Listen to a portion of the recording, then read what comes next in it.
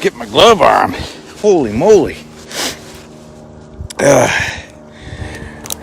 All right, so we're out on the line. This is one of the last stops I got today. But I screwed up. I screwed up. So where I'm at is this is a bean. I'm on a bean field, and just up in front of me. Let me show you. I'll show you. We'll make this a learning experience for all of us. Let me flip the camera around. All right. So up there's a little lane that comes through.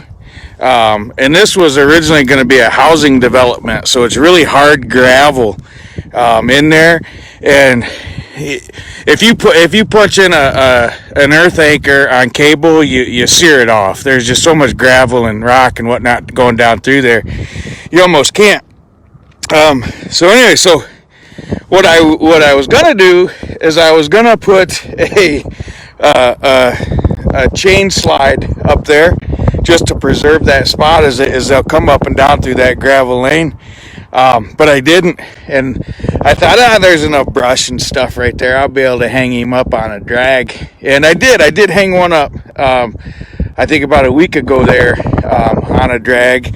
And then just over, let's see, so that's right there. Just over there, I've pulled 2 coyote right there. But I've got those anchored. Here, I was going drag.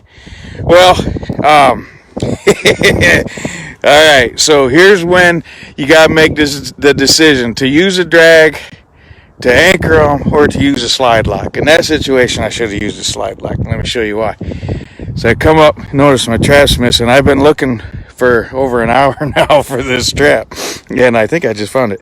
But right here, there's nothing in this bean field. Nothing. I mean, it's empty. And I'm using saber tooth, and you can't hardly drag a saber tooth across this bean field, so it's amazing to me.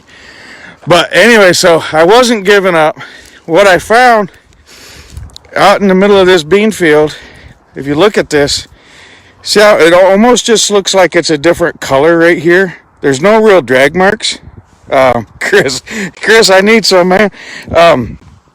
If you look, I mean, this ground's froze, so they're not necessarily. Oh, someone just shot a doe. So they're not necessarily digging in, but I seen that it hung up a little bit right here, and you can see like these little clumps of beans. And I thought, well, son of a gun, there's at least signs someone didn't steal my trap, because that's what I was starting to lean to, is someone took my trap. But this is probably 75 yards away. So it came up here, did a burn here, and you can see a very faint trail going across this bean field, right? So I went back over to there, got my truck, came up here, and I started tracking. And someone's after the does. And so anyway, so you can see it now on camera really good once you find it. But we're going to try to figure out what happened here, other than this coyote has cost me a little over an hour now trying to find it. And I'm pretty certain it's a coyote. I don't think it's a deer, because I could see it bouncing around somewhere over in that area. So, alright, so that's all we're doing. I thought I'd bring y'all along for the ride. People said I need more video content, so that's what we're doing. So I noticed this just real subtle, right? Just real subtle tick marks going through there, right? And I had already drove around this field once looking for it on the perimeter. Couldn't find it. You can see there I drove over looking. But anyways, tick marks going up through here. So, stop scrolling.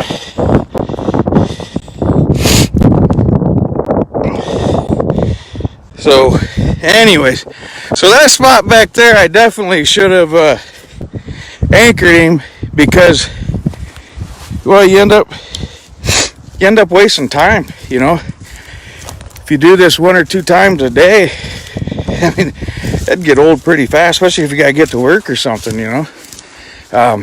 But here we are. So now we're probably, well, you can see it over my shoulder there. There's my truck.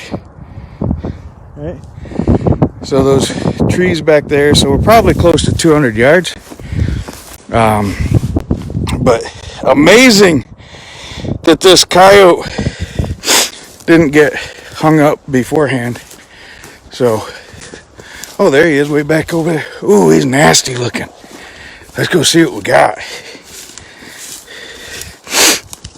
This property, alright, so I'm in southern Michigan, and on this property I caught a coyote. In fact, I did it live last year on a chain, and it had mange, okay? First one I caught out here that had mange in since I ever trapped it. You know, 20 years, never caught a coyote with mange out here. And, son of a gun. This year I've caught 7 off this property, and it looks like I just caught number 8 with 7 with mange. This looks like number 8, and that's too bad because it's a really pretty red coyote. But look at that. Look at that. That's just terrible. Really pretty, but unfortunately all manged up.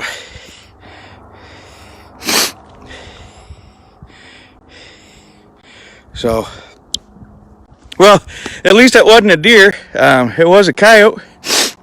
But amazing how it got this far. What a tough animal. So it ended up, looks like locking up around this this big vine here.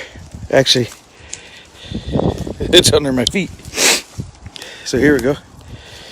Here's the saber tooth wrapped up all around through here. So looks like we had a decent catch. Not a great catch, but a decent catch.